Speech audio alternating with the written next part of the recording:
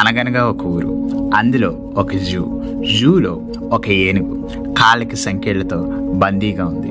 స్వేచ్ఛను మరిచి తాత్కాలిక పోకడాలకు అలవాటు పడి బందీకానంలో ఉండి అరణ్య వాతావరణాన్ని మర్చిపోయింది. This is Robin Ashnu. Welcome to the story that changes you. ఆ ఊరిలో ఒక కుటుంబం తమ 6 ఏళ్ల లిటిల్ గర్ల్ని జూకి తీసుకొని వెళ్ళాలనుకున్నారు. లిటిల్ గర్ల్ పేరెంట్స్ జూ గురించి ఆ లిటిల్ గర్ల్కి చెప్పారు.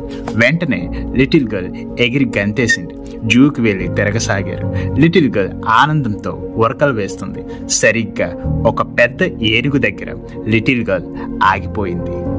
ఆ ఏనుగు వైపుకి బాగా ఆకర్షితురాలవింది. ఏనుగు చిన్న చిన్న తాడులతో కాళ్లను ఒక వుడెన్ పోల్స్కి కట్టేసి ఉంచారు. ఏనుగు నీరసంగా హుసూరుమని ఉంది. ఏనుగు కంటిలో బాధని లిటిల్ గర్ల్ అర్థం చేసుకుంది. మనసు కదిలిన లిటిల్ గర్ల్, ఏనుగు నీవు వెళ్ళిపోవచ్చు కదా అని దగ్గరికి వచ్చింది.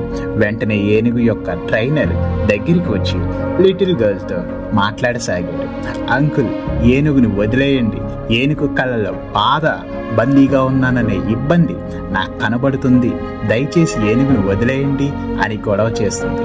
అప్పుడు ఏనుగు ట్రైనర్ ఒక్కసారి ఏనుగుని పరీక్షించి బాగా గమనించు అని అడిగాడు. లిటిల్ గర్ల్ ఏనుగుని క్షుణ్ణంగా గమనించసాగింది. ఏనుగు బాగా బలంగా దృఢంగా ఉంది. కానీ ఏనుగు కట్టిన తాడులు చాలా చిన్నవి. ఏనుగు బలంతో ఒక గోడ పగిలిపోద్ది అలాంటిది. ఆ చెక్క ముక్కలను ఆనుకొనున్న ఆ తాడులు ఎంత అనే సందేహం కలిగింది. వెంటనే లిటిల్ గర్ల్ ట్రైనర్ని అడిగింది, ఏనుగు కట్టిన ఆ తాళ్ళు చాలా సున్నితమైనవి. ఏనుగు బలం ఉంది, అలాంటిది ఏనుగు ఎందుకు ఆ బానిసత్వాన్ని భరిస్తుంది అని సందేహపడింది. అందుకు ఆ ట్రైనర్, ఆ ఏనుగు చిన్నప్పుడు అలాంటి తాళ్ళతోనే బంధించేవాడు. ఆ వయసులో ఆ తాళ్ళు ఏనుగుకి కష్టంగానే ఉండేవి. ఆ ఏనుగు చిన్నది కాబట్టి ఆ తాళ్ళను తెంచి ఫ్రీ అవడానికి సాధ్యపడేది కాదు. ట్రై చేసేది కానీ ఆ సంఖ్యలు తెగేవి కాదు. కాలక్రమేణా ఆ ఏనుగు ఆ తాడే బలమైనది, తన బలం కంటే అని నమ్ముతూ పెరిగింది. ఇప్పుడు ఆ తాడే బలమైనది అని నమ్ముతుంది. అందుకే పగలగొట్టుకోకుండా దానికి లోబడి జీవిస్తుంది. ఇంత శక్తివంతమైన జంతువు బానిసగా బ్రతుకుతుంది. ఆ తాడికి కాదు బానిసత్వం, తనకి తాను పెట్టుకున్న సొంత నమ్మకం వల్ల.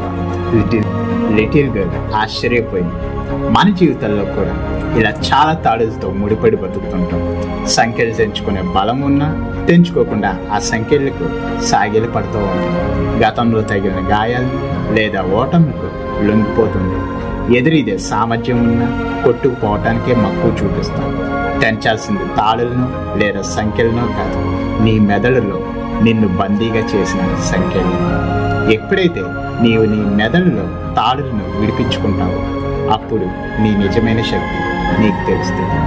నిన్ను నువ్వు నమ్ము, నీ సామర్థ్యం ఏంటో తెలుస్తుంది. ఏం సాధించగలవో అర్థమవుతుంది. This is Robin Ashnu. మీకు నేను ఉత్సాహాన్ని, పాజిటివ్ వైబ్స్ని తీసుకొస్తే ఛానల్ని సపోర్ట్ చేయండి, సబ్స్క్రైబ్ చేసుకోండి, లైక్ చేయండి, మరింత మందికి షేర్ చేసి ఇన్స్పైర్ చేయండి. Thank you all.